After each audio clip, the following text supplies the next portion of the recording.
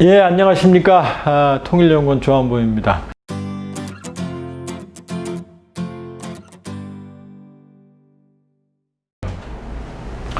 DMZ는 Demilitarized Zone 해서 비무장 지대라는 얘기입니다.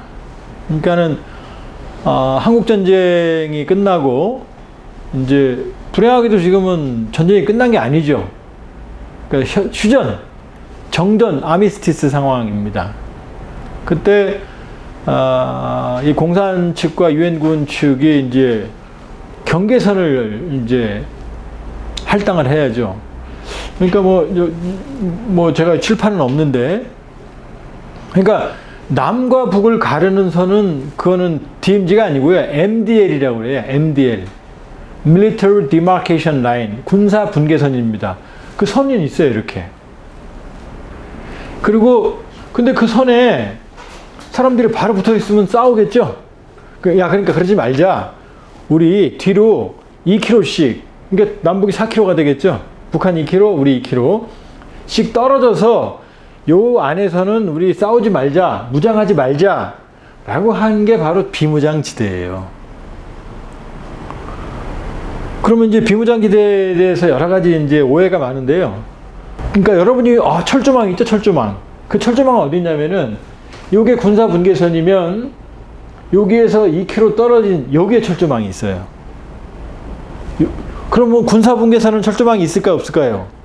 없습니다, 거기는. 그 군사 분계선은 아무나 넘어갈 수 있어요, 이렇게.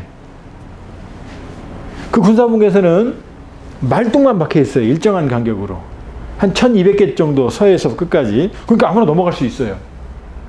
그리고 너무 위험하죠. 그러니까 그 이남에다가 철조망을 해놓은 게 바로 여러분 보신 철조망이에요. 그게 바로 경계선이 아니에요. 거기에서 2km 더 들어가면 MDL이라는 군사분계선 선이 있고 그 선이 남북을 가르는 선입니다. 여긴 철조망이 없어요. 말똥만 박혀 있어요. 아이러니죠. 여기 있어야 되는 줄 아셨죠? 자, 근데 이 정전협정을 맺을 때 그러니까 남북을 가르는 경계는 3개가 있습니다. 하나는 땅은 확정을 했어요. 군사분계선, DMZ. 그럼 한강하구 있죠? 한강하구는 공유수역이에요. 그건 경계선이 없어요. 양측 100m 이내로는 접근하지 않는다라는, 물론 암묵적으로 가운데서는 있지만 거기는 남북의 공유수역입니다. 그러니까 한강하구에는 경계선이 없습니다. 남북이 공유하는 수역이에요. 자, 여기까지는 1953년 7월 27일 휴전협정, 정전협정이 만들 때 구획이 됐어요. 땅에 경계선이 있어요. 한강하고 경계. 문제는 바다는 합의를 안 했어요. 바다는. 그러니까 바다는 지금 남북한이 합의한, 유엔군과 공산군 측이 합의한 경계선이 없습니다. 그때 했어야 되는데. 그럼 어떻게 해야 되죠? 동해는 쉬워요. 동해는 동쪽 끝 군사분계선에서 직선으로 쭉 끄면 됩니다. 왜? 거기 섬이 없으니까요. 쭉 끄면 돼요. 근데 여러분, 이번에 사고가 난 서해 있죠? 서해는 복잡하잖아요, 선이. 그 다음에 우리 백령도는 어디가 있어요? 저쪽 북쪽 안에 들어가 있죠? 백령도, 소청도, 대청도, 소청도, 연평도, 우도, 요 5개가 거의 북한에 붙어 있어요. 우리 국군이 주둔해 있었는데. 그럼 어떻게 돼요? 그 선이 안으로 올라가겠죠? 남북이 합의를 안 했어요. 그래서 그때 1957년 7월 달에 정전협정, 휴전협정이 끝나고 바로 유엔군 사령관 클라크 대장이 일방적으로 선을 긋습니다. 동쪽은 NBL, Northern Boundary Line, 북방 경계선. 동쪽은 쭉 일직선. 남쪽은요, 여러분이 들었던 NLL, Northern Limitation Line, 북방 한계선. 뭐가 한계라고요? 우리가 일방적으로, 우리가 이 이상은 넘어가지 마라고 우리가 거는 선이에요. 우리가 거는 선. 그리고 북한에 통보했어요. 그랬더니 북한은 그때 해군력이 전혀 없었거든요. 뭐라고 말할 입장이 못 되죠. 그러니까 입 다물고 있었어요. 그러니까 유엔군 사령관이 일방적으로 거놓은 선입니다. 북한은 억울하죠. 제가 북한 동조하는 거 아니에요. 힘의 우위를 우리가 지켜온 선이에요. 근데 세월이 지나다 보니까 또 1991년 남북기본합의서 체결할 때도 자, 정전협정과 쌍방이 관리해온 지역을 경계선으로 한다라고 북한이 받아들였어요. 그럼 이제 북방 한계선 NLL 조사 합의가 된 걸로 된 거죠. 그런데 지금 뭐 제가 그릴 수는 없습니다만 그 NLL을 보면 북한이 너무 불편해요. 이렇게 안쪽까지 다 들어가 있거든요. 그러니까 북한은 이제 1970년대부터 아니다. 그거 우리가 합의한 적이 없다. 라고 얘기를 하기 시작했고 드디어 연평해전, 연평 1차 해전, 2차 해전, 대청해전까지 무력 충돌이 벌어진 거예요. 지금도 분쟁 수역입니다. 자, 북한은 억울하죠. 자기들이 합의한 적이 없는 일방적인 선이니까. 우리는요. 이제 와서 북한한테 양보해요? 거기 백령도, 대청도, 소청도, 연평도, 오도 다 있는데 방법은 이 상태에서 그쪽을 평화수역으로 공동으로 관리하는 수밖에 없어요. 그게 바로 서해 평화수역입니다. 자, DMZ입니다. DMZ. 저도 우연히 DMZ에 발을 들이게 돼서 이제 거의 DMZ 연구는 한 이제 곧 10년 됩니다. 자, DMZ를 제가 말씀드렸죠. 그 MDL에는 말뚝이 없다고. 그 다음에 또 하나는 DMZ 하면 여러분 뭐가 떠올라요? 생태 가득한, 원시림이 가득한, 생명의 보고, 비경, 이런 생각 나시죠? 그 말을 처음 한 양반이 제가 아주 존경하는 선배 기자님이십니다. DMZ 처음 들어가신 분인데. 근데 DMZ는 사실은 여러분이 생각하는 DMZ하고는 달라요. 여러분이 생각하는 그런 원시림 이거는 동부지역, 설악산 이쪽, 그쪽에 국한된 얘기고 많은 지역은 황폐화돼 있어요. 또 인위적으로 화공이라고 그럽니다. 지금은 안 하는데 인위적으로 불을 질러요. 왜? 적군을 못 보니까요. 그 다음에 DMZ에 가보면 나무들이 가지가 없어요. 밑에. 왜? 가지치기를 했으니까요. 봐야 되니까. 그 다음에 지뢰가 뭐 48마리라는 얘기도 있지만 얼마인지 아무도 몰라요. 그러니까 비무장지대는 처음에 그 선배가 60년대 말인가 그랬답니다. 처음에 비무장지대 취재허가를 받아 들어가서 보고 나왔는데 무슨 말 할까 하다가 참 아름다운 비가 이렇게 말을 했다면 그때부터 이제 이 말이 계속 반복되는 거예요. 그러나 DMZ는 생태가 그렇게 아름답게 복원된 지역도 있지만 많은 부분은 지뢰와 인위적인 훼손, 그러니까 복원이 필요한 지역도 많아요. 사실은 아직도. 자, 그럼 오늘 DMZ 국계평화지대화는 뭐냐면요, 불행하게도 DMZ는 우리 영토지만 우리 관할이 아닙니다. DMZ는 유엔 사령부가 관할을 해요. 그러니까 우리가 유엔사 대통령도 DMZ 들어가려고 그러면 유엔 사령부 허가를 받아야 돼요. 황당하죠? 우리 땅인데 왜? 한국전쟁이 국제전쟁이었잖아요. 그러니까 연합국이 참전했죠. 연합국이 우리의 군사권을 대행을 했단 말이에요. 그러니까 정전 협정할 때도 연합군과 북측, 공산권 측이 합의를 한 겁니다. 그러니까 이 DMZ 관리권도 유엔사에 있어요, 지금. 정전 협정에 따라서. 그러니까 이 DMZ가 끝없는 폭력과 분쟁의 소지였기 때문에 대통령께서 그러지 말고 DMZ를 평화지대화하자. 근데 우리끼리 평화지대하면 안 되니까 싸우니까 국제적으로 공인된 평화지대를 바꾸자 이제. 디밀리터리 존 문자 그대로. 근데 DMZ가 비무장지대입니까? 여러분 아시죠? 가장 중무장화된 지역이에요. 우리 측 80개, 북측 한 120개. 정확한 숫자는 무인도 있으니까 양측 합쳐서 200여 개의 중무장한 지피가 저 안에 지금 세상에서 가장 무장된 지역이 바로 비무장지대입니다. 원래 비무장지대 안에는 라이플, 영어로 소총, 단발 사격에 관한 소총 말고는 무장이 안 되게 돼 있어요. 근데 기억나세요? 그 오청성 씨인가요? 그 JSA에서 공동경비구에서 차 타고 넘어오신 분 있죠. 그때 북측 경비원들이 달려서 뭘 쐈어요? AK 자동소총을 쐈죠? 그거 다 위반이에요. 그 다음에 올 5월인가요? 북한에서 14.5mm 기관포에 가깝습니다. 20mm부터 기관포니까. 우리 쓰는 소총은 5.56mm예요. 14.5mm는 비행기 격추시키는 건데 그걸 우리 초소에 쐈거든요. 그 장비 들어오는 것 자체가 불법이에요.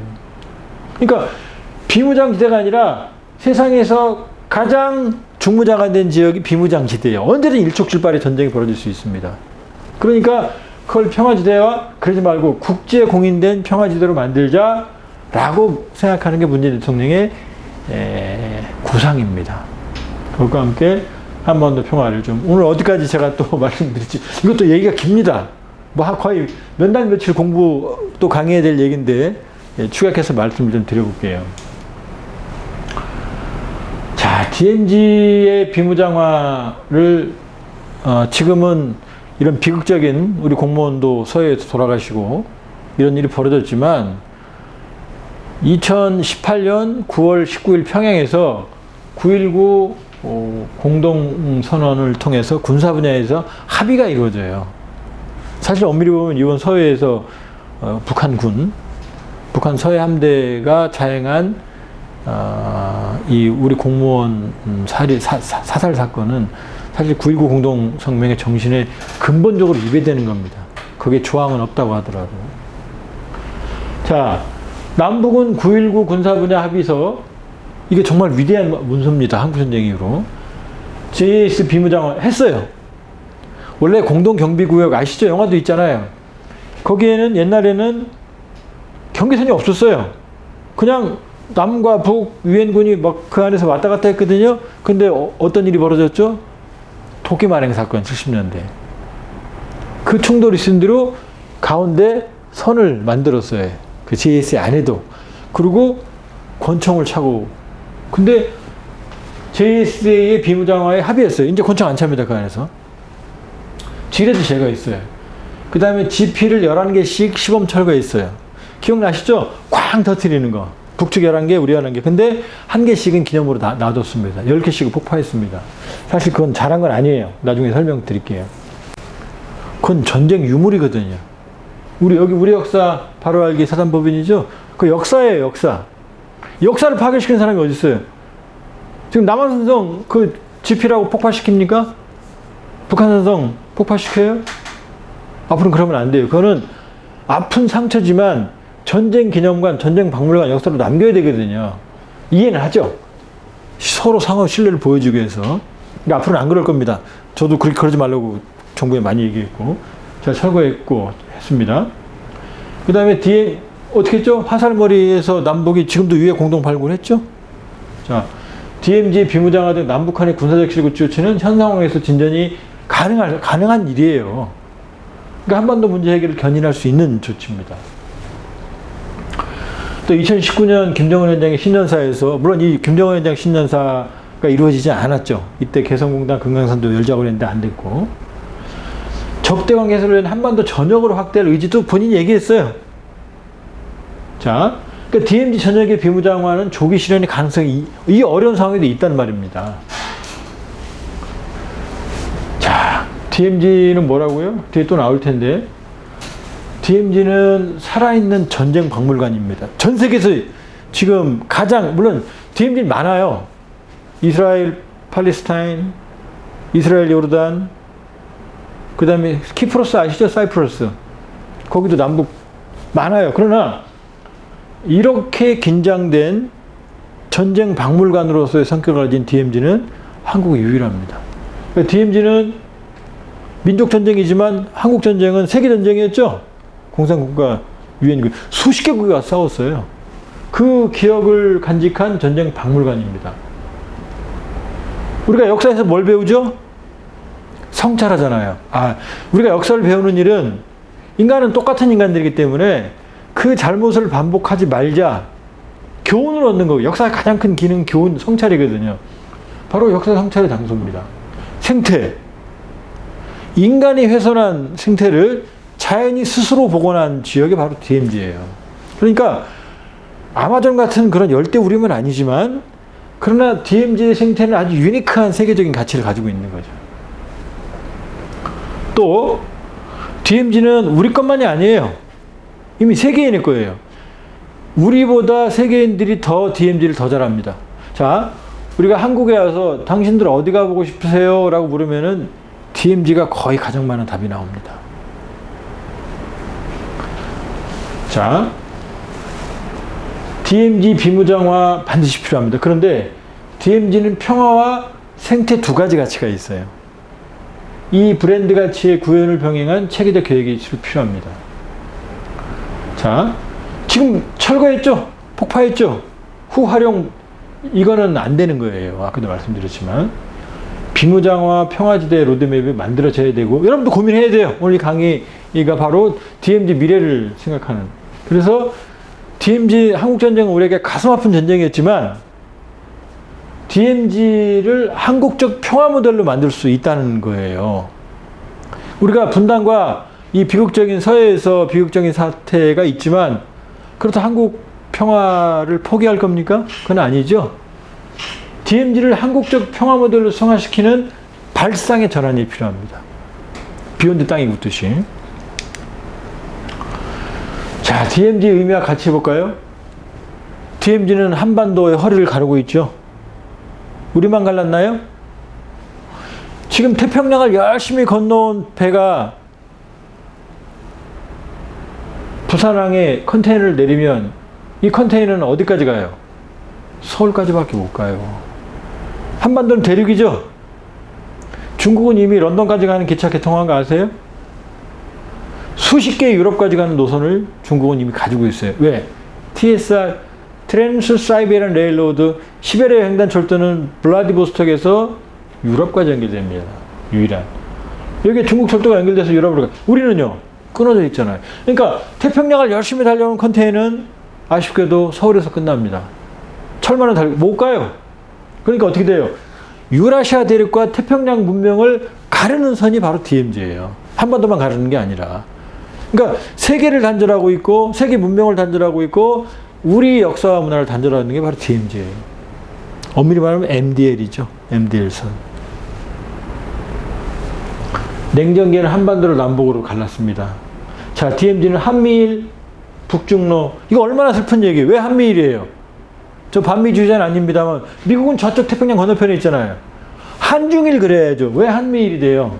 왜 이렇게 싸웠으니까. 북중로, 우리는 섬이죠. 누가 그래요? 우리는 섬보다 섬이야. 여러분 지금 해외 나갈 때 땅으로 가본 적 있어요? 한 번도 없죠? 다 배나 비행기로 가죠? 이렇게 말합니다. 우리는 섬이야. 근데 그 말 틀린 말이에요. 섬보다 못합니다. 섬은 동서남북으로 날아갈 수 있지만 우리는 북으로 못 날아가죠? 그러니까 섬보다 못해요, 사실은. 자, 한민족 생태계. 제가 이 말을 처음으로 쓴 말입니다. 한민족 생태계. 한민족도 하나의 유기체라고 보면 이 유기체가 지금 단절되어 있는 거죠? 정치, 경제, 역사, 문화가. 그러니까 우리는 한민족 생태계가 파괴된, 민족 생태계가 파괴된 상황에 살고 있는 거예요. 뭐 때문에요? 바로 DMZ 때문에. 유라시아 대륙과 태평양 해안권 간의 소통과 단절을 상징합니다. 자, 단절. 그런데 아까도 말씀드렸지만 DMZ는 한반도와 지구촌의 전쟁 기념관이에요. 여러분 용산에 있는 전쟁 기념관 가보셨죠? DMZ는요. 살아있는 전쟁 기념관이에요. DMZ 면적이 얼마나 되는지 아세요? 서울시의 약 1.5배입니다. 248km에 양쪽 4km. 근데 그건 틀린 얘기예요. 최대 4km지 어느 지역은 한 800m밖에 안 돼요. 지형상. 그러나 일단 명목적으로는 서울의 1.5배 정도 됩니다. 얼마나 큰 면적이에요. 그 안에 온갖 전쟁에 대한 기억과 상처가 있어요. 거기 얼마나 많은 사람들이 누워있는지 아세요? 어떤 사람들은 피부색 검은 이디오피아, 저 남미 콜롬비아, 프랑스, 젊은 청춘의 이 사람들, 저기 중국의 저 어디 먼 티베트, 신장, 만주, 여기서 젊은이들이 와서 집에 못 가고 거기 누워있어요. 지금 백골이 돼서. 그게 비목이잖아요. 초연이 들고 간 깊은 교구. 전쟁의 기억과 상처와 아픔이 그대로 서려 있는 곳입니다. 전쟁 기념관이에요. 세계적인 전쟁 기념관이에요. 그 앞에서 우리가 무슨 짓을 했고 무슨 폭력을 저질렀고 우리가 다시 이런 일을 벌이서는 안 되겠다는 그런 전쟁 기념관이에요. 한반도의 전쟁 기념관, 지구촌의 전쟁 기념관입니다. 많은 전쟁의 기억이 있어요. 근데 그러니까 어떻게 되죠? DMZ는 가서 먹고 놀고 즐기는 장소가 아니에요. 물론 아름다운 자연과 힐링을 할 수 있지만 성찰의 장소죠. 성찰. 무슨 짓을 했는지. 그런 대립이 무엇을 남겼는지. 과거의 대립의 기억과 현실을 현대적 관점에서 이해할 수 있는 복합적인 성찰의 공간입니다. 살아있는 역사를 배울 수 있는 곳이에요. 왜 우리는 아직도 세계적인 냉전체제에 해치되어 있는데 우리는 아직도 끊어져 있죠? 남북 분단, 세계적인 냉전을 해치됐는데 남북 분단은 현재 진행형이고 그래서 오늘 서해에서 그런 비극적인 공무원의 죽음이 발생을 하는 겁니다. 그렇기 때문에 전쟁과 분단, 갈등과 폭력적 대립에 대한 성찰의 장소의 성격을 내재하고 있고 거기서 끝없는 반성과 성찰을 통해서 우리가 새로운 평화를 모색할 수 있는 거죠. 그러니까 결국 갈등을 어떻게 해소하느냐에 따라서 갈등이 평화로 전환될 수 있는 거죠. 그러니까 한반도와 세계 평화의 상징적 잠재성을 내재하고 있어요. DMZ 평화지대화가 완료되면 그러니까 DMZ의 모든 병력을 뒤로 철수시키고 무장을 하지 않고 정말로 DMZ가 평화의 완충지대가 되면 세계적인 평화를 상징하는 공간으로 전환이 가능해요. 이게 평화 가치예요. 전 세계인이 한 번은 가보고 싶은 평화의 성찰의 장소가 된다는 거죠. 실제로 외국인들이 가장 많이 가보고 싶어하는 장소가 바로 DMZ입니다. 한국의 DMZ. 한국적 평화 모델인 동시에 세계적인 평화의 아이콘, 랜드마크가 될 수 있어요. DMZ는. 우리가 어떻게 하냐에 따라서. 우리 아픈 상처가 전 세계인의 평화의 성지가 될 수 있다는 말이에요. 자, 생태. 자, 우리나라 두루미 철원에 많이 있는 거 아시죠? 네, 철원 두루미 많습니다. 두루미가 왜 온지 아세요? 저 먼 히말라야부터 와서 일본까지 가고 태평양으로 넘어갈 때 힘들잖아요. 그러니까 여기 DMZ에서 내려서 쉬는 거예요. DMZ에서. 그러니까 DMZ는 일종의 유라시아 대륙과 태평양 생태권의 생태 섬의 역할을 해요. 왜? 그 서울보다 1.5배 큰 거대한 지역에 인간이 인위적인 훼손이 개발이 없으니까요. 개발이 없으니까. DMZ는 아까도 말씀드렸지만 여러분이 생각하는 아마존 열대우림 그런 거 아닙니다. 그걸 상상하시면 안 돼요. 그건 동부지구 일정한 거기만 그렇고 나머지는 전쟁에서 상처를 받은 지역인데 스스로 치유한 고유한 생태적 의미를 가지고 있어요. 우리가 복구한 게 아니에요. 지들이 치유했어요. 지들이 스스로.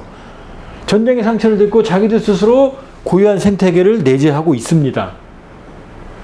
자, 북한에 아프리카 돼지열병 많거든요. 남쪽에 없죠? DMZ에는 있어요. 왜? 멧돼지들이 DMZ까지 내려오니까. 계속 DMZ에서 인근에서 접경지역 파주, 철원, 연천 이쪽에서 아프리카 돼지열병에 걸린 멧돼지 사체들이 지금 발견이 됩니다. 왜? 생태축이 연결되어 있잖아요. 백두대간으로. 이 DMZ에서 끊어버리면 생태축은 끊어지는 거죠. 자, DMZ는 한반도에 서해에서 동까지 횡으로 연결하는 축이죠. 저 북쪽에서 남까지 백두대간 지리산까지 연결하는 종축도 돼요. 연결하는 생태축입니다. 또 DMZ는 유라시아 대륙과 태평양 해양 생태계를 연결하는 동북아 생태계 거점이에요. 그러니까 DMZ 철조망만 없으면 새들은 마음대로 알지만 철조망 없으면 시베리아 호랑이가 타고 지리산까지 올 수 있는 거죠. 다크 투어리즘이죠. 다크 투어리즘 아시죠? 아픈 상처. 예를 들면 홀로코스트, 아우슈비츠, 크라코프, 캄보디아, 이런 킬링필드, 이런 것들을 다크 투어리즘이라고 그래요. 그런 상처에 대한, 그러니까 DMZ 어떤 한국 전쟁의 과거와 현재를 체험할 수 있는, DMZ 관광객의 90%가 외국인이에요. 한국에 오는 외국인 관광객 60%가 DMZ를 알고 있어요. 그렇기 때문에 이 DMZ는 다크 투어리즘의 가능성도 대지하고 있습니다. 그럼 DMZ가 우리 거냐? 아니에요. 우리 마음대로 하면 안 됩니다. 그래서 제가 아까 흥분한 거예요. 아까 폭파했을 때. DMZ는 이미 세계의 유산입니다. 유네스코 생물권 보존지역, 유네스코 세계인의 문화유산으로 등재하자는 것도 문재인 대통령의 생각이에요. 그럼 우리가 아니죠? 세계인의 유산이면. DMZ는 이미 왜? 거기 국제적인 정말로 지금도 고향이 돌아가지 못한 수없이 많은 젊은이들이 그 먼 고향을 멀리하고 이 차가운 이국 땅에서 누워있거든요. 그걸로 지켜진 불안한 평화입니다, 지금. 그러니까 DMZ는 이미 전 세계인의 기억 속에 가게 된 국제적인 장소. IUCN, 이건 세계 자연보전연맹이라는 겁니다. 그러니까, 생태계 유엔이죠. 돌아가신 고 넬슨 만델라 대통령 등이 이미 DMZ를 그러지 말고 니들 평화적으로 이용해라. 라고 제안을 한 바 있어요. 그래서, 그러면 DMZ 평화적 이용, 아니면 세계 평화공원을 만들어라. 그러지 말고, 니네 싸우지 말고, 세계 평화공원으로 만들어라. 라고 넬슨 만델라 대통령도 말씀하셨어요. IUCN에서 최초로 세계 자연보전연맹에서 제안했었고, 그러니까 전 세계인이 벌써 이 DMZ의 미래를 걱정하고 있어요. 나중에 시간이 벌써 많이 갔습니다만, 나중에 독일도 이런 경험이 있거든요. 독일도 DMZ가 있었을 거 아니에요. 그 폭파했을 때 독일 DMZ 하는 친구들이 저한테, 너네 왜 그러냐고. 왜 폭파하냐고, 그 유산을. 밖에서 더 걱정해요, DMZ에 대해. 자, 한반도를 넘어 평화와 생태를 애우는 세계인의 관점에서 봐야 돼요. 우리가 마음대로 하면 안 됩니다, 이건. 자, 동서독을 볼까요? 자, 동서독은 이게 동독이고 이게 서독이었거든요. DMZ 길이는 훨씬 길어요. 한 1400km 돼요, 꾸불꾸불해서. 우리 240km인데. 그런데 이게 동서독 DMZ예요. 자, 보세요. 서독은 DMZ 바로 코앞까지 농사를 졌어요. 우리는 아니죠. 어떻게 했냐면 MDL 있고 2km 있죠. 그 다음에 여기서 10km까지는 또 뭐냐? CCL, Civilian Control Line, 민간인 통제선. 그래서 마음대로 못 들어가요. 여러분 가보셨으면 알겠지만은. 근데 독일은 아니었어요. 바로 붙어 있었어요. 그러니까 DMZ가 여러분 커 보여요, 안 커 보여요?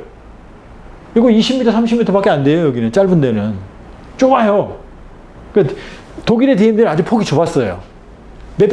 가장 긴 데가 몇백 미터예요. 그러니까 띠가 아주 좁죠? 요게 지금 통일 이후의 DMZ입니다. 아주 좁죠? 아주 좁죠? 여기도 있었어요. 1350에서 200m. 긴 데가. 짧은 데는 이거 50m도 안 되지 않습니까? 눈으로 봐도. 주로 서독은 그냥 마음대로 여기까지 왔고요. 동독이 주민 탈출을 감시하기 위해서 만든 게 주 목적이었어요. 그 다음에 분단 상황에서도 고속도로 4개, 도로 10개, 철도 9개가 왔다 갔다 했어요. 독일은 우리하고 달랐어요. 자, DMZ 인근까지 농사를 졌다니까요, 서독은. 우린 근처도 못 가잖아요. 자, 이게 통일 이후의 DMZ입니다. 독일에. 근데 독일 통일은 준비가 안 된 거 아시죠? 어느 날 왔죠? 그러니까 그 DMZ를 사랑하는 사람들이 독일 DMZ를 지금은 그 지역을 그리네스반트라고 그러는데, 통일이 되니까 베를린 장벽 부시는 거 보셨죠? 망치로 막 때려 부시는 거. 그것도 전쟁 기념관이거든요. 이 사람들이 분단에 대해서 하도 한이 맺히니까 통일되자마자 다 때려 부셨어요. 전쟁 혐오물이라고. 부시고 나니까 아, 이거 왜 보셨지? 라고 후회를 하기 시작한 거예요. 그래서 일부만 남았어요. 감시탑 이런 것들이. 일부만. 대부분의 시설들은 사라졌습니다. 독일 사람들이 후회하고 있어요, 지금. 우리가 왜 그 전쟁의 기념관을 없앴을까? 그러면서 우리가 하는 게, 너네는 그러지 마. 너네는 그러지 마라고. 그래서, 자, 지금 1393km라고 그랬죠? 이거 보이시죠? 1400이라고 칠게요. 근데 여기는 1250km 돼 있죠? 더 작죠? 그래서, 분트. 여기 안 써있네요. BUN대. 독일어로. 분트라고 하는, 그러니까, DMZ를 어떻게 할지 계획이 없었어요, 이 사람들은. 독일도 계획을 안 했으니까. 그러니까, 아무런 준비가 안 된 상황에서 DMZ 문제, 그랬더니, 정부는 생각이 없었는데, 분트라고 하는 독일의 환경단체에서, 그러지 말자! 이거는 보존해야 된다. 그래서 생태 관점으로 들어갔어요. 그린에스반트, 영어로는 그린벨트예요. 그린벨트. 근데 그린벨트는 원래 도시계획 개념이잖아요. 근데 그건 아니고, 그러니까 녹색의 띠로 만들자 이걸. 그래서 그린벨트로 분투가 주도해서 1250km를 그린에스반트로 보호하고 일부 기업들을 만들어서 평화관광 자원으로 활용하고 있어요. 근데 아까 1393이었죠? 뭐냐? 나머지는 한 150km 지역은 원래 주인들한테 땅을 돌려줬어요. 그러니까 이게 이 사이사이가 끊어져 있어요. 이렇게 이미 다 개발이 돼버렸어요. 주인들이 내 땅에 하고 오니까. 그러니까 이 사이사이가 뚝뚝뚝뚝 끊어졌어요. 1250km 하지만 다 연결이 안 된 거죠. 자, 그러니까 독일의 시사점은 뭐냐? 종합적인 계획이 미리 없는 상태에서는 체계적 활용에 한계가 있었어요. 독일이 후회하고 있는 겁니다. 이건. 그러니까 평화 및 생태적 영역의 체계 한계가 있다. 그 다음 DMZ 내 군사시설을 혐오시설로 인식하는 착시현상에 따라서 많은 전쟁의 기억들을 그냥 다 철거해버렸어요. 그냥. 그리고 어떻게 했습니까? 우리도 여기도 베를린 장벽에 있는 시멘트 조각 와있죠? 서울에 많이 와있죠? 나눠줘버린 거죠. 그러니까 DMZ 전체를 벨트화하는데 실패했어요. 아까도 말씀드렸죠. 끊어졌어요. DMZ 중간중간에 단절 구간이 만들어졌어요. 그러니까 엄밀히 보면 그린스반트는 생태띠가 아니라 생태섬이죠. 섬. 끊어졌으니까. 그래도 중요합니다. 그러니까 생태 벨트보다는 생태 네트워크 또는 생태 섬으로 기능하고 있거든요. 그러니까 독일의 경우는 한반도 DMZ의 미래에 대한 사전적 미리 체계적인 대비가 필요하다고 독일의 DMZ가 우리에게 옹변해주고 있고 1년에 그린에스반트 하는 분트라고 하는 세계적인 생태 조직 독일이 환경 센 거 아시죠? 이 사람들이 매년 와요. 제 친구들도 있고 오면 그분들이 너희들은 우리처럼 실수를 되풀이하지 마라 라고 하고 있고 지금 제가 이 자리에 서서 이 DMZ를 여러분에게 유튜브로 만나겠지만 이거 자체가 사실 준비하는 거예요. 독일은 안 했던 겁니다. 여러분들 가끔 그러죠. 아이 통일도 안 되는데 무슨 통일 교육하고 맨 이걸 왜 해? 아니에요. 이게 준비하고 있는 겁니다. 이게 헛되지 않습니다. 언젠간 이것이 이 통일 과정에 도움이 됩니다. 자, 아까 말씀드렸죠. 박근혜 대통령 때는 그 양반은 DMZ 세계평화공원을 제안했어요. 그러다가 어느 생태학자가 생태도 중요합니다. 그래서 DMZ 세계 생태평화공원 이름이 바뀌었어요. 개인적으로는 저는 DMZ 세계평화공원이 더 좋아요. 왜냐하면 평화가치 안에 생태가치, 인문가치, 예? 뭐 공존가치, 경제가치 다 있잖아요.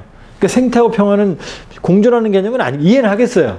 그러나 어쨌든 박근혜 정부 때는 DMZ 생태평화공원으로 갔다가 그 안은 살아 있어요. 지금 문재인 대통령 74차 유엔총회 작년이죠. 9월 달에 이때만 해도 좋았죠. 9.19 공동성명 지나고 나서 자 비무장지대 국제평화제를 제안했습니다. 자 비무장지대 내에 남북한 주재하는 유엔기구와 평화생태문화와 관련한 국제기구를 유치하자 그랬어요. 제안을. 그리고 그걸 평화연구 평화유지 PKO, 군비통제, 신뢰구축 활동에 중심주의하자. 그리고 북한과 공동으로 유네스코 세계유산에 등재, 뭐를? DMZ를. 왜? 인류 공동유산이니까. 이렇게 제안했습니다. 근데 제가 이때 깜짝 놀랐던 게 이것 때문이었어요. 비무장지대 내 안에다가, 그래서 제가 그거 아닙니다. 여기저기에. 비무장지대는 안에는 손대면 안 돼요. 지금은 요 개념은 비무장지대 인근으로 바뀌었습니다. 그러니까 DMZ를 연구하는 사람들은 그 안에 이런 큰 시설을 유치하면 안 된다는데 모두 공감대가 형성되어 있어요. 그러니까 DMZ는 그대로 보존하고 그 인근에 만들어야 돼요. 그러니까 요때는 이제 초기에 정부에서 큰 고려 없이 이렇게 썼는데 요거는 뭐라고요? DMZ 인근입니다. 오해하지 마세요. 그 안에다 할 생각은 정부도 없습니다. 지금 제가 알기로는. 자, 이 제안입니다. 아까 말씀드렸잖아요. DMZ가 한반도 우리 땅인데 왜 유엔사라고 하는 국제기구 가서 우리 주권을, 저도 못 가요. 저도 개성이나 JSA 갈 때 꼭 유엔사 허락받고 뭐 전화 받고 뭐 서류 몇 가지 내고 가거든요. 자, 이러지 말고 국제 평화지대를 만들자. 그러면 유엔사가 필요 없겠죠, 관리하는 게. 자, 그 다음에 판문점과 개성을 평화협력지구로 만들자. 지금 개성공단 있죠? 그거를 판문점하고 개성까지 그 전 지역을 개발하자. 남과 북 국제사회가 함께 한반도 번영을 설계할 수 있는 공간. 개성공단의 확장 개념입니다. 자, 개성공단을 재개하면 다국적 기업. 지금은 순수하게 우리 100% 우리 기업이잖아요. 라고 10월 달에 말씀하셨어요. 그 다음에 비무장지대 지뢰 제거를 하자. 대통령께서 48만 발이라고 말씀하셨는데 그거 모릅니다. 더 많을 수도 있어요. 훨씬 더 많을 수도. 유엔 지뢰 행동 등 국제사회 협력을 하자. 보통 지뢰는 비인간적인 무기인 거 아시죠? 그래서 금지하고 있습니다. 근데 그러니까 지뢰를 매설할 때는 다 지도로 매설해 놓거든요. 근데 한국전쟁 끝나고 그냥 뿌려버렸어요. 이렇게 비행기 헬기 타고 막. 그러니까 어딘지 아무도 몰라요. 이게 DMZ 지뢰가 정말 위험한 상황입니다. 그러니까 그걸 제거하자라고 제안하셨습니다. 자, 이게 문재인 대통령의 제안입니다. 근데 지뢰 문제는요, 전 이렇게 생각합니다. 지뢰가 DMZ를 보호하리라. 지뢰도 전쟁 기념 유물이다. 이게 무슨 얘기냐면요. 지뢰를 모두 제거하게 되면 땅을 파야 돼요, 깊숙이. 물론 이제 일부에서는 손으로 수작업으로도 얼마 안 걸린다고 그러는데 저는 그렇게 보지 않습니다. 이 지뢰가 어디인지 몰라요. 세월이 흘렀기 때문에 지뢰도 움직여요. 지금 어떻게 돼요? 뭐 한탄강에서 지뢰가 발견됐는데 흘려온 거죠? 지뢰도 살아서 움직여요. 땅이 움직이니까. 그러니까 어딘지 몰라요. 그러면 이 지뢰를 찾기 위해서는, 지뢰를 전부 제거하기 위해서는 DMZ가 훼손이 됩니다. 지금 임진왜란 때 비극 진철래 같은 거 땅에서 발견되면 그게 지뢰입니까? 유물이죠? 저는 이렇게 생각해요. DMZ를 훼손을 최소화하기 위해서는 꼭 필요한 곳만 제거하고 나머지는 그냥 역사에 맡겨두자. 다 파는 것 자체가 훼손이 될 수 있으니까.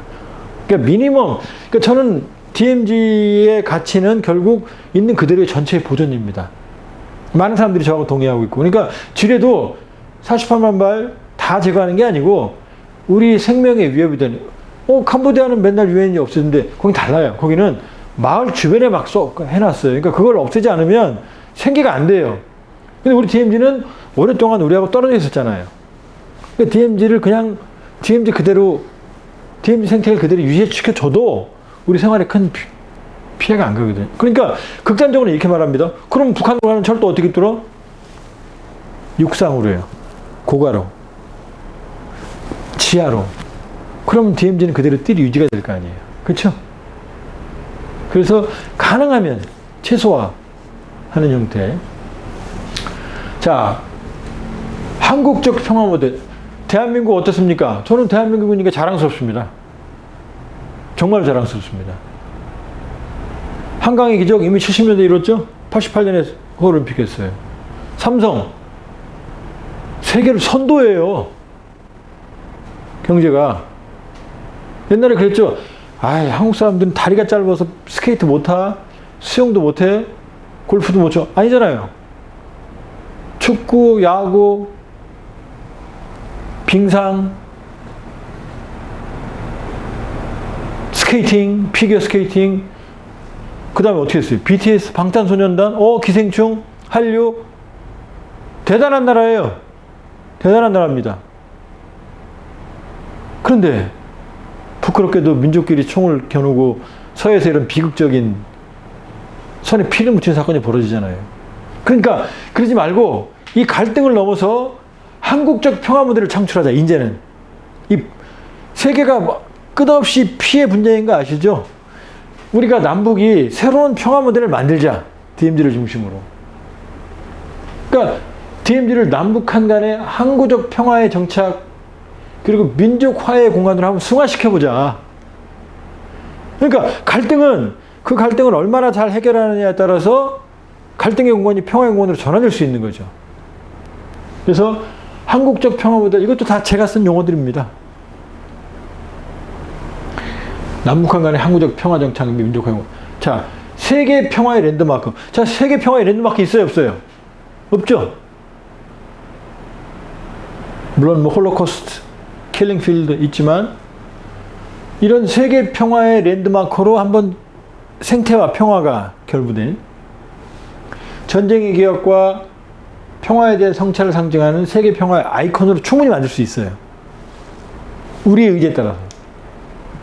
자, 말씀드렸죠. DMZ는 동북아 유라시아 생태 네트워크의 거점입니다.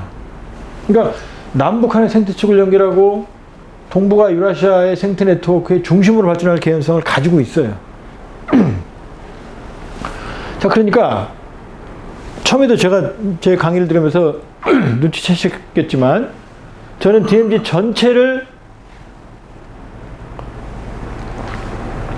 단절하는 게 아니고 DMZ 전체를 하나의 컨셉으로 유지하자는 겁니다. 그래서 이건 DMZ 하는 사람들은 유명한 말입니다. 점선 면의 전략을 이용하자. 뭐냐? 처음에 점은 뭐죠? 특정 지역을 평화구역으로 설정하는 겁니다. 점을. 이게 바로 평화공원이에요. 저 지금 철원, 고성, 파주 세 군데 DMZ 지금 평화관광 했죠? 이런 개념입니다. 그 다음에 이 선을 전체 DMZ를 연결해요. 그런 다음에 전체 면으로 이어가는. 그러니까 단계적으로 점에서 시작한 평화를 선으로 잇고 선을 DMZ 전체 면적으로 확장시키자는 게 바로 점선면 전략입니다.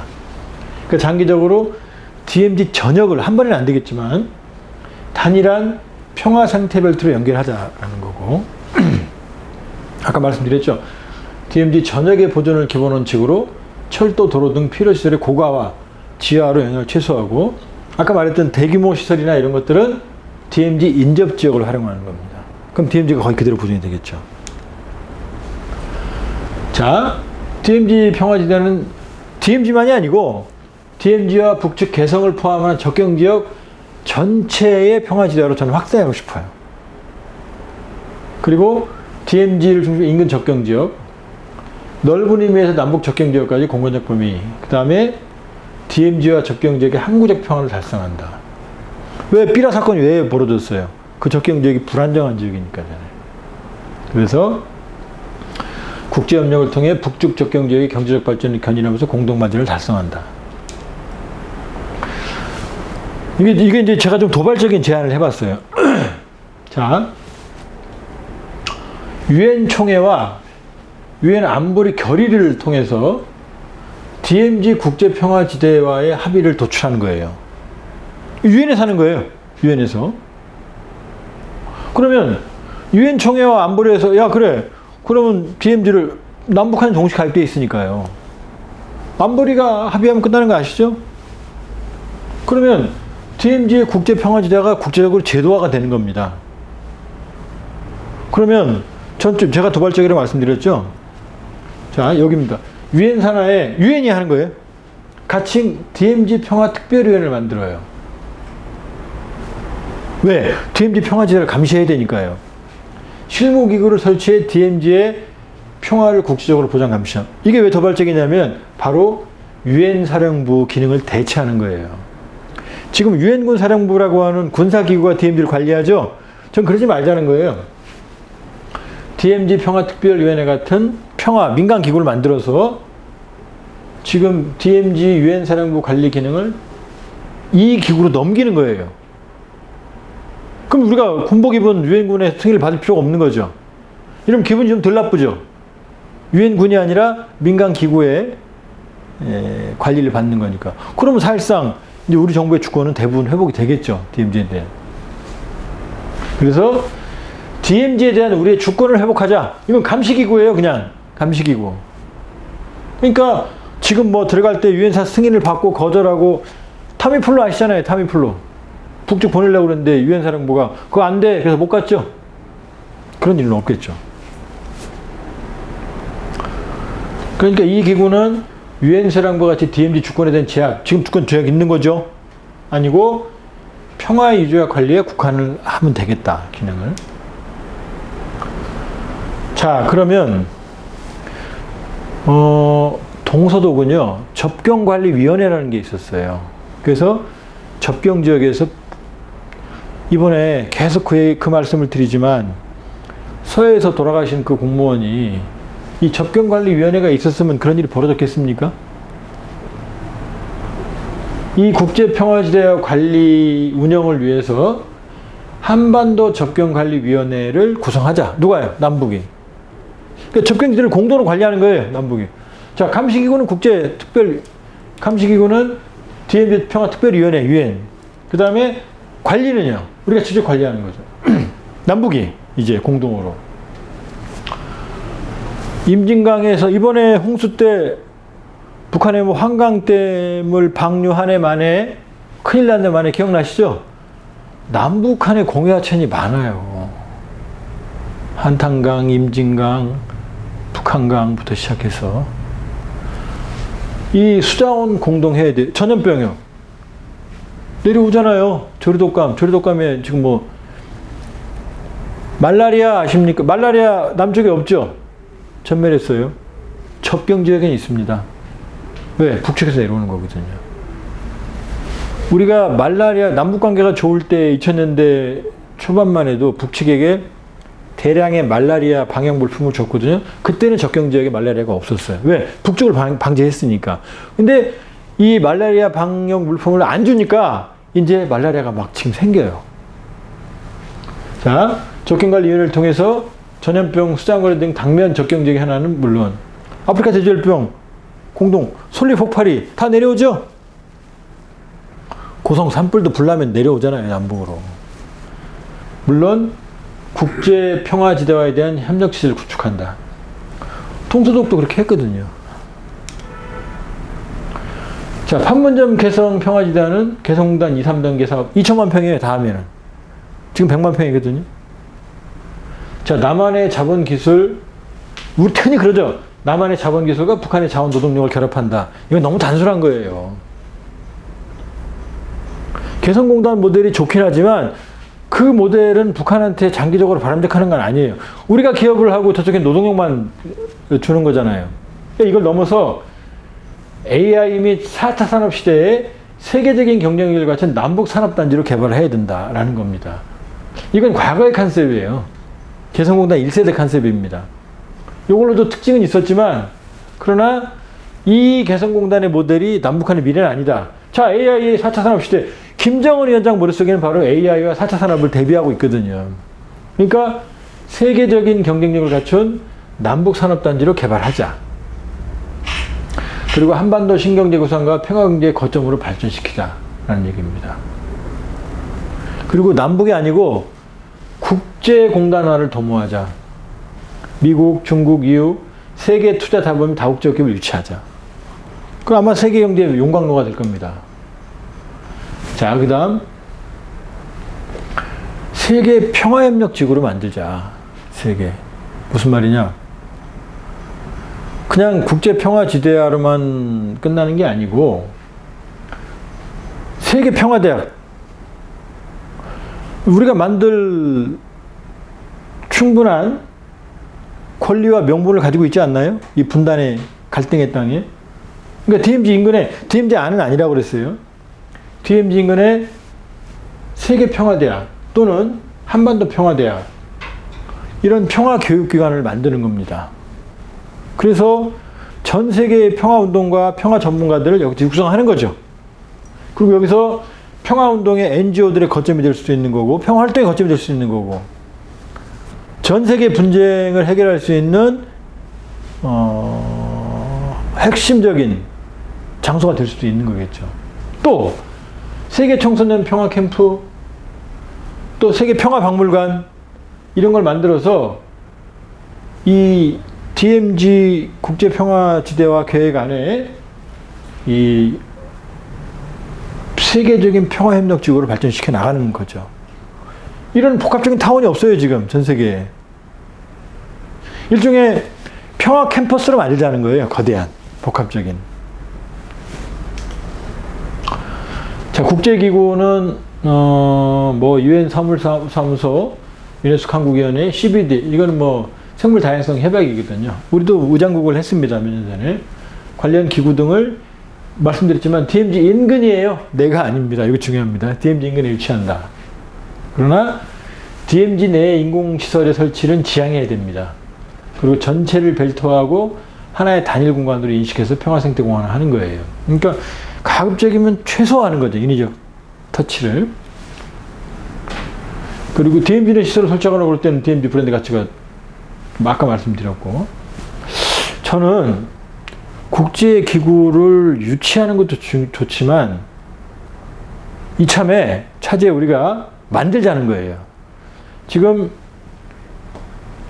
많은 세계적인 접경 지역은 생태와 평화의 개념이 융합되어 있습니다. 그러니까 평화와 생태를 융합한 국제기구를 창설하자는 거예요. 우리 주도로 한국이 만들자는 거예요. 이번에 문재인 대통령이 유엔 총회 연설, 올해는 75차죠. 뭐 22일 날 새벽에 유엔에서 그때 동북아시아 방역협력체를 제안했거든요. 국제기구잖아요. 그런 것처럼 저는 한국 주도로 평화와 생태와 관련된 국제기구를 창설하자. 그리고 그 바디, 하드웨어를 DMZ 인근에 유치하자. 그러니까 한반도와 또는 세계평화연구소, 한반도 평화연구소, 세계평화연구소 등 아까 했었던 평화와 관련된 연구활동기구, 또 생물 다양성, 기온, 지구온난화 등 생태자연기후 관련기구, 이런 것들을 이제 융합을 하는 거죠. 이 개념 안에.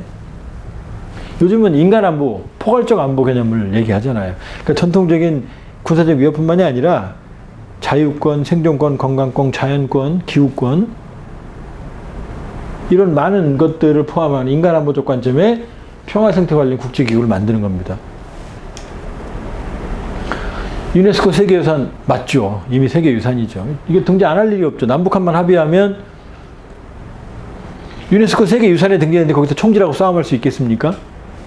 그러니까 유네스코 등재를 위한 남북협력체제를 형성. 이거 반드시 됩니다. 우리가 신청하면.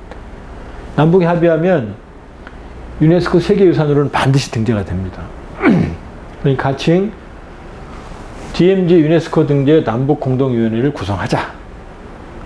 그 다음에는 유네스코 등재위원회는 남북이 공동 관리해야겠죠. 아까 전국관리위원회처럼. 또 유네스코 등재를 위한 남북 공동조사 사업을 사전적으로 실시하자. 시간이 걸린다고 그러면. 지뢰 제거는 말씀드렸어요. 지뢰 제거 전체의 기술적인 한계가 있습니다. 우리가 개성공단 할 때는, 도로 개척할 때는, 그때는 철도가 필요하니까 그냥 기계로 땅을 1m까지 팠어요. 그냥 전체를 훑고 지나갔습니다. 근데 DMZ 그렇게 해요. 그렇게 훼손해요. DMZ 매설 지도가 없어요. 있었어도 세월이라서 지뢰가 막 흩어졌어요. 그 다음에 장기간 방치로 인해서 자연적으로 분산됐어요. 이게. 베트남, 캄보디아는 주민생활 지역에 지뢰가 매설됐기 때문에 당장 시급해 제거가 좀 생활이 안 돼요. 그러나 DMZ 지뢰는 대부분 무인지대나 생태 우수지역에 들어있어요. 그러니까 DMZ 전체의 지뢰를 제거할 경우에 자연 및 생태에게 영향의 우려가 상존합니다. 그러니까 지뢰 문제는 중장기 관점에서 접근하되 필요한 지역을 우선으로 남북 및 국제협력을 통해 제거하는 것이 방안입니다. 나머지는 그냥 역사에 맡기는 것도 한 방법이라는 거죠. 자, 이제 고려사항입니다. 이제 강의 마지막 마무리 단계인데요. DMZ를 어떻게 할 건지 설계도를 우리가 미리 마련해야 돼요. 독일처럼 그렇게 갑작스러운 통일에 막 때려 부시고 원주민에게 나눠주고 하면서 이 무계획 속에서 DMZ의 가치를 훼손할 게 아니라 DMZ의 보존과 활용을 위한 설계도를 작성을 해야 됩니다. 그래서 군사적 신뢰 구축이나 평화지대화, 그러니까 이 설계도가 없으니까 그냥 막 폭파시킨 거예요. 10개의 지표를, 20개의 지표를 폭파시킨 거예요. 큰 틀의 DMZ 보존 및 활용 설계도를 그리고 그 안에서 신뢰 구축과 평화지대화를 진행을 시켜야 됩니다. 독립적으로 할 게 아니라. 그래서 저는 DMZ 특별위원회를 대통령 직속으로. 저는 그렇게 생각해요. 지금 먹고 살만하죠, 우리가. 말씀드렸죠. 삼성, BTS, 기생충, 스포츠스타, 한류. 근데 저는 이 DMZ라고 하는 인류의 가장 소중한 평화를 내지한 무형의 가치가 우리 미래 자산이라고 생각합니다. 평화 가치가. 그러니까 이걸 활용하기 위해서는 이걸 얼마나 활용하느냐에 따라서 대한민국이 선진국이 아니라 세계를 선도하는 국가로 전환될 수 있는 가능성을 내재하고 있다고 저는 생각을 하는데, 그렇기 때문에 DMZ 특별위원회를 설치를 해서 평화, 생태, 예술, 체육, 건축, 그 다음에 공원 등 이런 모든 분야의 다양한 국내외 전문가들이 참여하는 종합기획단을 구성을 하자. 그러니까 여기서 즐거운 상상을 하는 거죠. 어떻게 할지. 그래서 통일부 내에 전문위원회를 일단 통일부가 관리하니까 설치하고 관계기관 협의하고 필요시 대통령 직속위원회를 검토하자. 그래서 DMZ의 미래를 위한 즐거운 상상의 공간으로서 DMZ 특별위원회를 설치하자는 제 제안이고요. 거의 마지막인 것 같네요. 참여형 축제 개념을 가자. 그러니까 누가 위에서 상명하달씩 전문가들이 만들고 끝나는 게 아니고 우리 일반 시민들이 참여할 수 있는, 그러니까 DMZ의 어떤 이런 미래 계획을 세우는 전 과정을 일종의 페스티벌, 축제의 개념으로 발전시키자는 거예요. 그러니까 모든 국민들이 참여할 수 있는 개방이 열려 있는 거죠. 개방이. 그러니까 DMZ의 비무장화 과정을 평화 생태 문화의 축제로 성화시키자. 일종의 거대한 축제로. 그리고 국민 및 세계인의 참여가 가능한 개방형으로 추진하자. 제 생각 중에 하나가 뭐냐면은, 여러분 어디 관공서 가면은 독도 실시간 영상 나오죠? 저는 DMZ에다 그 카메라를 설치하고 싶어요. DMZ의 몇 군데에 동서 가운데에 카메라를 설치해서 지금 DMZ에서 어떤 일이 벌어지고 있는지, 거기 오늘 노루가, 곰이, 멧돼지가, 아니면 수달이, 아니면 두루미가 우리가 보는 거죠. 이런 개념입니다. 이런 개념. 그리고 이건 참 가슴 아픈 얘기입니다. 가슴 아픈 얘기. 뭐냐면 제가 많은 사람들이 DMZ를 다녀오면 그렇습니다. 아, 철조망이 가슴이 아팠고 그 비목이 가슴이 아팠고 거기 있는 동식물 생태가, 근데 저는 아니에요. 제가 거기 가서 본 느낌은 뭐냐면 거기에 사람이 살고 있었다. 사람이. 여기서 철원 가는데 2시간 더 걸립니다. 서울에서. 대구 가는데 1시간 40분밖에 안 걸려요. 부산 가는데 2시간 많이 갑니다. 우리가 남쪽으로 갈 때는 거대한 아파트와 도시들과 엄청난 인프라들이 있죠? 여러분 북쪽으로 가보세요. 뭐가 있어요? 농장, 기껏해야 가옥공장, 그 다음에 산길.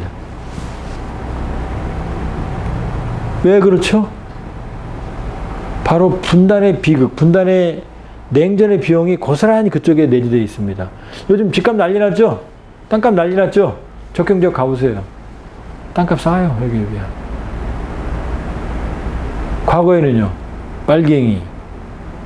군인들이 통제했죠? CCL, 민간인 통제선. 사이렌 울리면 다 헬멧 쓰고 아줌마들이 밤에다가도